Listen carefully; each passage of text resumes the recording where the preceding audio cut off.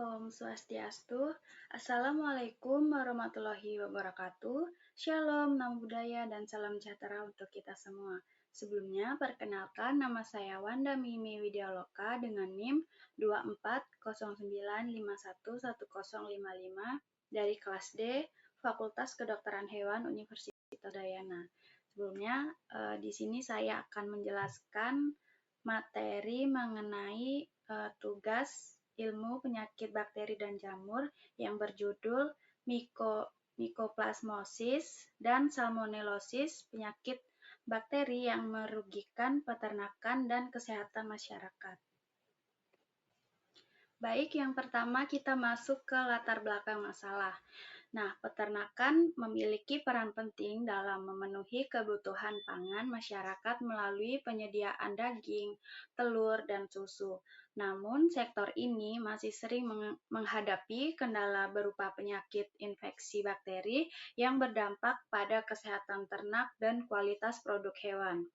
Kemudian, Mycoplasmosis merupakan penyakit bakteri yang umumnya menyerang sistem pernapasan dan reproduksi peternak, terutama unggas, sehingga menyebabkan penurunan produktivitas secara perlahan. Sementara itu, Salmonellosis yaitu penyakit zoonosis yang dapat menular dari hewan ke manusia melalui pangan asal hewan yang terkontaminasi sehingga berpotensi menimbulkan gangguan kesehatan masyarakat. Nah, kurangnya penerapan biosecurity dan sanitasi yang baik menjadi faktor utama penyebaran kedua penyakit tersebut. Oleh karena itu, pemahaman mengenai Mycoplasmosis dan Salmonellosis untuk mencegah kerugian di sektor peternakan serta menjaga keamanan pangan bagi kita semua. Baik, selanjutnya kita masuk ke masalah yang disampaikan. Nah, Mycoplasmosis dan Salmonellosis masih menjadi permasalahan serius di bidang peternakan karena dampaknya yang luas dan sulit dikendalikan. Mycoplasmosis sering tidak menunjukkan gejala yang jelas pada tahap awal, sehingga penularannya kerap terlambat disadari dan menyebabkan penurunan produktivitas ternak secara berkelanjutan. Salmonellosis menjadi masalah yang lebih kompleks karena bersifat zoonosis, yaitu dapat menular dari hewan ke manusia melalui produk pangan asal hewan yang terkontaminasi. Kondisi ini meningkatkan resiko gangguan kesehatan masyarakat serta menurunkan kepercayaan terhadap keamanan pangan. Selain itu, rendahnya penerapan biosecurity, sanitasi kandang yang kurang optimal, serta penggunaan antibiotik yang tidak dapat turut memperparah penyebaran kedua penyakit tersebut dan menyulitkan upaya pengendalian peternakan. Baik, kita masuk ke gejala klinis. Nah, yang pertama itu Mycoplasmosis. Mycoplasmosis umumnya menyerang sistem pernapasan dan reproduksi ternak, terutama pada unggas. Nah, gejala klinis yang sering muncul itu yang pertama, gangguan pernapasan seperti batuk, bersin, dan ngorok. Kemudian leleran hidung dan mata berair. Kemudian nafsu makan menurun dan pertumbuhan terhambat. Kemudian penurunan produksi telur pada unggas. Selanjutnya, Salmonellosis. Nah, Salmonellosis menyerang saluran pencernaan dan dapat bersifat zoonosis. Nah, gejala klinisnya pada ternak yaitu yang pertama, diare terkadang bercampur lendir atau darah, kemudian demam dan dehidrasi, kemudian nafsu makan menurun, kelemahan tubuh, hingga kematian terutama pada hewan muda. Pada beberapa kasus, ternak tampak sehat tetapi tetap menjadi cara menularannya bakteri.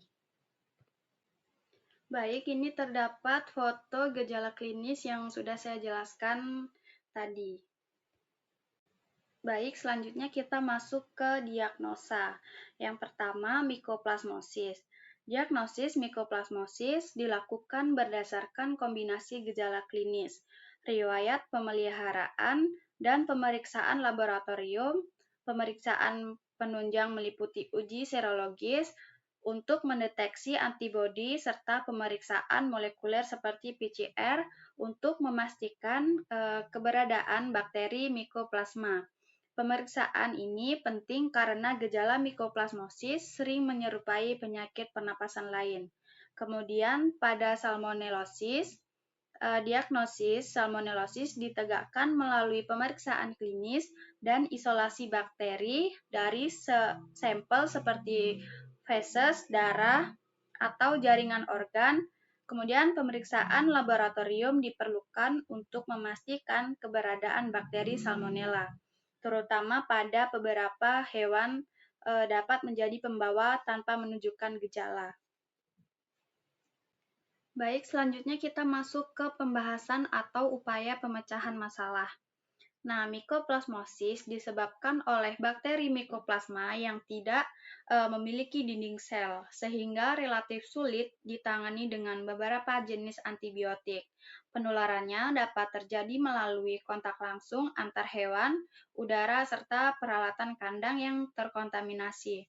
Oleh karena itu, pengendalian mikoplasma perlu difokuskan pada pencegahan penularan sejak dini.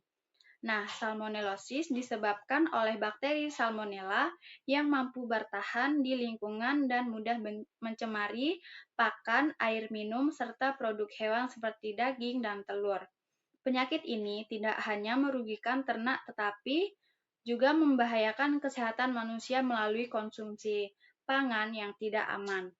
Upaya pemecahan masalah yang dapat dilakukan meliputi penerapan biosecurity yang ketat seperti pembatasan lalu lintas dan alat ke dalam kandang serta menjaga kebersihan lingkungan, peternak, sanitasi kandang, pakan, dan air minum harus diperhatikan untuk memutus rantai penularan bakteri.